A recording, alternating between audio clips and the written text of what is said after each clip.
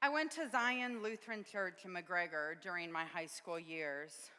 We lived about 25 minutes away, so my parents spent a lot of time in the car going back and forth to get my sister Kari and I to church activities.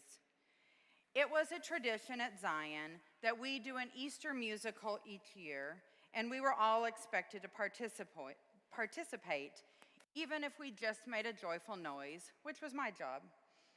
Daddy drove Kari and I to practice each week, and most weeks he would sit in a pew in the sanctuary and doze off.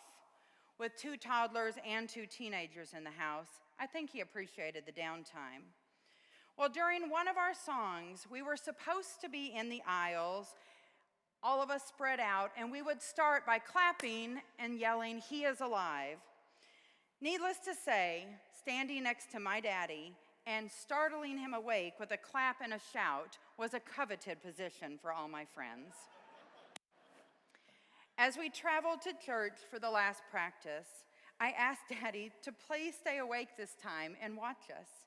He chuckled and responded that he would, but he also said that he knew the story because it never changed and it always ended the same way with Jesus' death and resurrection.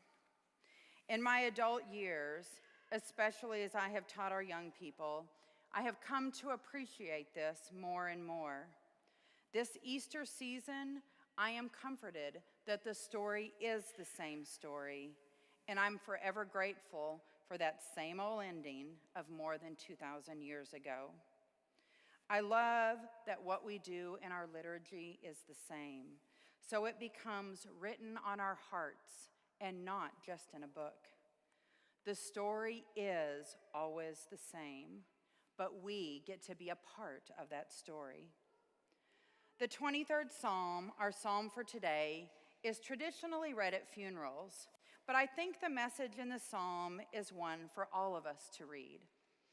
And I will read it to you now. If you know it, please feel free to speak along. The Lord is my shepherd, I shall not want. He makes me lie down in green pastures. He leads me beside still waters. He restores my soul. He leads me in right paths for his name's sake. Even though I walk through the valley of the shadow of death, I fear no evil, for you are with me. Your rod and your staff, they comfort me. You prepare a table before me in the presence of my enemies. You anoint my head with oil, my cup overflows. Surely goodness and mercy shall follow me all the days of my life, and I shall dwell in the house of the Lord forever. The words are written on our hearts. The author of this psalm is David, who is a shepherd and the son of a shepherd. And as I have reread the psalm over and over this week, I think he wrote it from the perspective of his sheep and their acknowledgement of the awesomeness of God's love. This psalm does not just paint a pretty picture. There's a lot behind it. I've read quite a bit about sheep and shepherding, and I will share little tidbits as they have helped me to really appreciate the richness of this text and the depth of the love that God has for us, his sheep. It begins, "The Lord is my shepherd." Let's really think about that.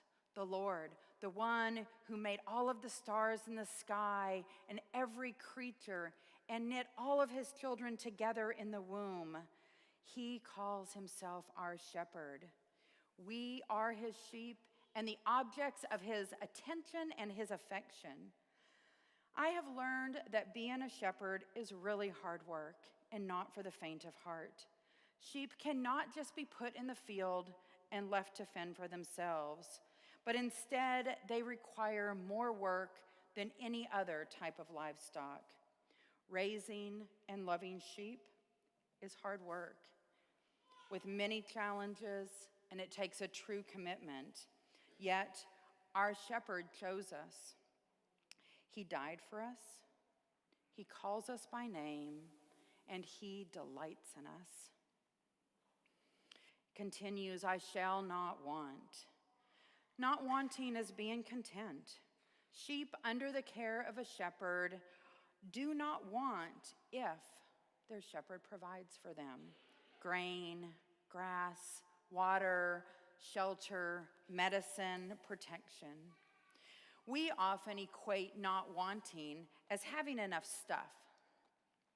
I've gotten to spend a lot of time on the Texas border over the years, working with children of poverty on mission trips and all of our preparations. These kids don't have 3 meals a day. Their fridge is not full of food. Their shoes are often too small. And they don't have the latest technology.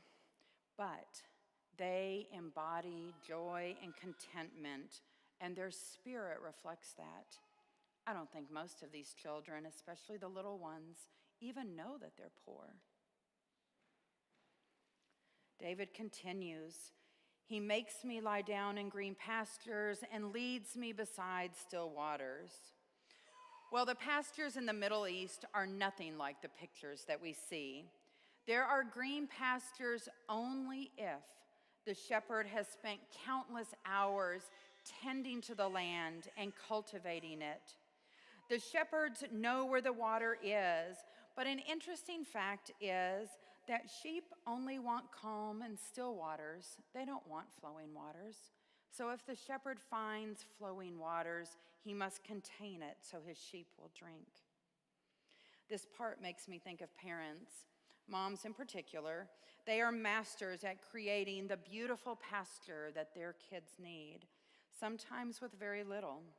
And they will work tirelessly to find that perfect, still cup of water, because their toddler today wants the blue cup. Oh, no, different water from that sink over there. No, that one's too hot. It's too cold. Oh, I just want milk. But like the shepherd, mom's got it. He restores my soul. Even us, sheep of the Good Shepherd, are dejected and defeated sometimes. We experience bitterness, hopelessness, and feel downcast. The Old English shepherd's term for a sheep that has laid down and then rolled and then ended up on his back is a cast sheep. They are bleeding, their paws flailing in the air, and they're struggling to stand up, but they can't. They are dependent on that shepherd to seek them out, turn them right side up, massage their limbs to bring back circulation, and to calm them with reassuring words so that they may be restored. We too are sometimes downcast and need to be restored by the shepherd. He guides me along right paths for his name's sake. Even though I walk through the valley of the shadow of death, I will fear no evil. A good shepherd rotates pastures and often has to move his sheep a distance in the different seasons. Stubborn, self-willed sheep are creatures of habits. So if the shepherd does not guide them, the path they take will soon become a rut, which will then erode into a dangerous gully. They often fight with the shepherd as they travel through valleys to get to the next mountain because they want to do it their way. And we're like that too. Often we don't want to follow. We don't want to be led down the paths of righteousness, but God will show us those paths if we are willing to follow. You are with me. Your rod and your staff, they comfort me. Sheep are skittish and frightened easily. They're frequent victims to predators, sickness, and casting if their shepherds are not vigilant. Sheep know their shepherd's voice, though, and even him walking out with his staff to the middle of the flock can bring calm. We too need to seek our shepherd and let the calm wash over us.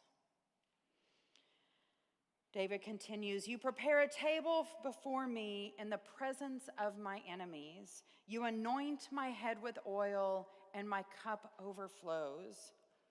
In the summers, the shepherds would often take their sheep to the top of the mesa, also called a plateau or a table. These were not easy to get to, and the shepherd had to travel ahead to scout it out and to remove dangers. Nose flies were a particular enemy of the sheep.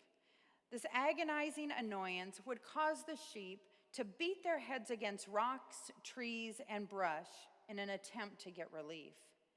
So the shepherd would anoint his sheep several times during the summer with an oil often made of linseed, sulfur, and tar.